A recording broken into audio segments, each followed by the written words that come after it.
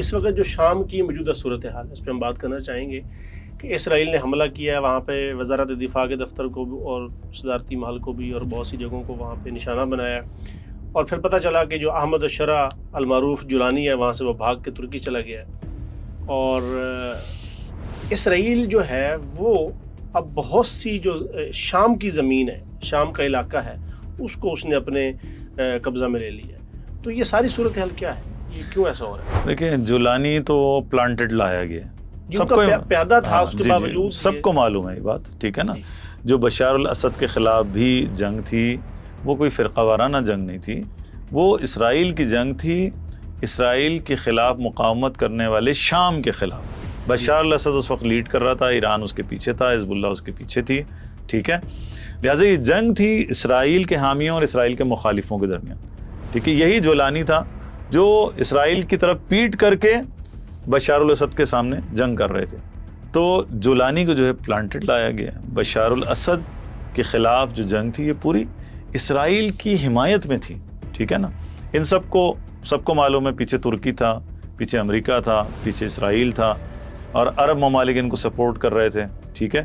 وہی ہدف تھا ان کا جو ابراہیم اکارڈ کا ہدف ہے، ٹھیک ہے، کہ اسرائیل کے سامنے جو رکاوٹ ہے شام کو، اسے ختم کیا جائے۔ اس ریزسٹنس بلاک کی یہ جو راہداری ہے جہاں سے حماس کو اسلحہ پہنچ رہا ہے، پیسہ پہنچ رہا ہے، حزب اللہ کو پہنچ رہا ہے، اسے ختم کیا جائے، ٹھیک ہے نا۔ اس مورچے کو یہ لوگ ختم کرنا چاہتے تھے۔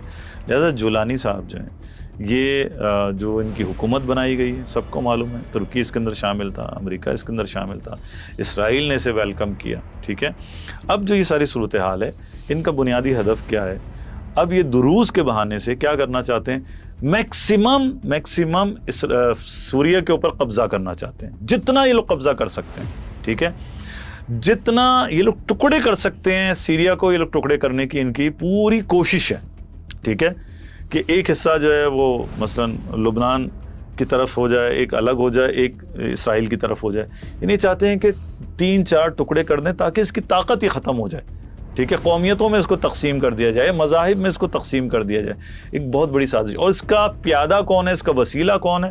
جولانی صاحب ہے، ٹھیک ہے۔ اب آپ دیکھو جب کہ دوبارہ سے شام وہ طاقت حاصل کر سکتے ہیں، دیکھیں وہ یقیناً جولانی جیسا بھی ہے، بہرحال اس کا بیک گراؤنڈ جو ہے وہ داعش کے ساتھ ہے، ٹھیک ہے نا۔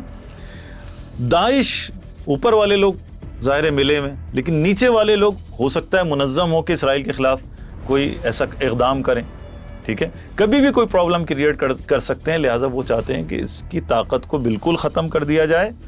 اور جولانی آپ دیکھیں کہ جب انہوں نے ٹیک اوور کیا ہے سیریا کو، میرے خیال ہے 5, 6, 7, 8 گھنٹوں کے اندر 550 انہوں نے حملے کیے 1-2 دن کے اندر، تمام ان کا انفراسٹرکچر تباہ کیا، بالخصوص ان کے عسکری جتنی بھی پائیگاہ تھیں، مراکز تھے، انہیں نشانہ بنایا، ٹھیک ہے۔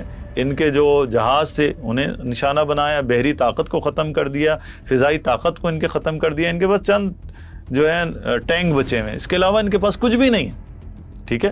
لہٰذا جو کچھ بھی ان کے لیے تھریٹ ہو سکتا ہے اسے یہ ختم کرنا چاہتے ہیں۔ جولانی اگر آئندہ کے لیے تھریٹ بن سکتا ہے اسے یہ ختم کرنا چاہتے ہیں، ان کی طاقت کو یہ ختم کرنا چاہتے ہیں، اور سیریا کو ٹکڑے کرنا ان کا ایک بہت بنیادی مقصد ہے۔ اور مجھے افسوس ہے کہ دروز کے ساتھ جو کچھ ہوا وہاں پہ ان کی عورتوں کی بہت زیادہ عزتیں لوٹی گئیں، ان کا قتل عام کیا جا رہا ہے، ان کی توہین کی جا رہی ہے، ان کے گھر اسباب کو لوٹا جا رہا ہے۔ مجھے نہیں معلوم کہ یہ کس نبی کے ماننے والے ہیں، کس نبی کی امتی ہیں یہ لوگ جو دعویٰ کرتے ہیں، کس رسول کے ماننے والے ہیں۔ رسول اللہ صلی اللہ علیہ وسلم تو ہمارے رسول رحمت تھے، وہ تو کسی پر ظلم کو برداشت نہیں کرتے تھے۔